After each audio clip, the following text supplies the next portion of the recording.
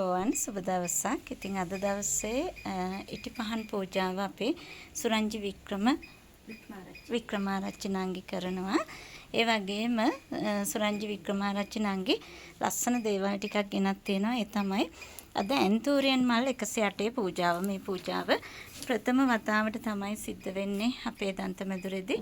Anthurium මල් 108 පූජාව අපේ තිල්නි නිසංසලා නංගි අපිට ගෙනත් දුන්න පුන් කලස් ටිකේ බොහොම ලස්සනට තියලා තියෙනවා.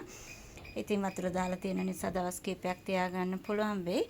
ඒ වගේම ලස්සන මල් මාලයක් අපේ සුරංජි වික්‍රමාරච්චි නංගි අද දවසේ පූජා කරා අපේ ගණ දෙවියන්ට.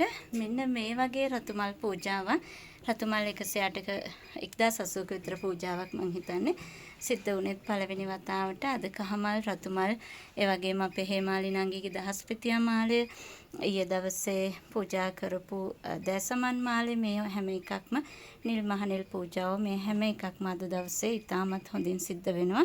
ඒ වගේම විශේෂ දෙයක් අද බෙලිකොළ 108ක් පූජා වෙනවා අපේ ශිව දෙවියන් වෙනුවෙන්.